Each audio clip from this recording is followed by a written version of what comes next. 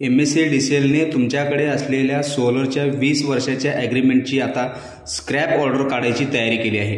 आत्ताच असं नाही, पूर्वी सुद्धा या 20 वर्षाच्या ॲग्रीमेंटची स्क्रॅप ऑर्डर काढण्याची प्रोसेस चालू झाली होती, परंतु काही EPC कंपन्यांमुळे ते होऊ शकलं नाही।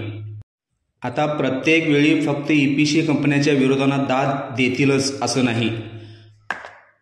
2019-2020 मध्ये MSEDCLने सोलर ग्राहकांची संख्या झपाट्याने वाढत आहे, त्यामुळे लोड अनबॅलन्सिंग, अकाउंटिंग, लोड मॅनेजमेंट या कारणांचा सबब देत सोलर ग्राहकांना ग्रीड सपोर्ट चार्जेस आणि सोलर एनर्जी बँकिंग चार्जेस या 2 गोष्टी इम्प्लिमेंटसाठी MERCकडे याचिका केली।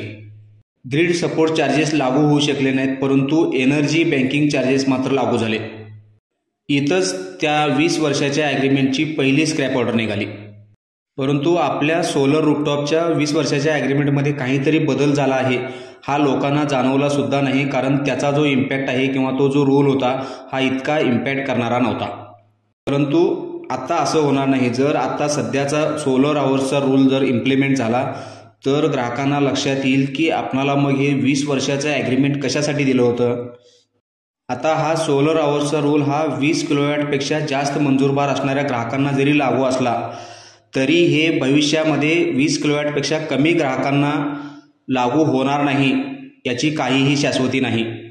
जर हा सोलर आवर्सचा रूल लागू झाला तर मात्र तुम्हाला तुमचा सोलर फक्त सकाळी 9 ते संध्याकाळी 5 या वेळेतच वापरता येईल, अन्यथा इतर वेळेला मात्र तुमच्याकडे तुमची सोलर एनर्जी शिल्लक असताना सुद्धा MSEDCLला पैसे घेऊनच रात्रीच्या वापरासाठी वीज विकत घ्यावी लागेल। आता यामध्ये काही ग्राहकांना असं वाटेल की आत्ता रूल निघतोय म्हणजे इथून पुढच्या ग्राहकांना ते लागू होईल, असं नाही। आत्ता जो रूल निघणार तो ऑर्डर पूर्वीच्या ग्राहकांनाही लागू राहील आणि इथून पुढच्या तर ग्राहकांना ते लागू राहणारच आहे।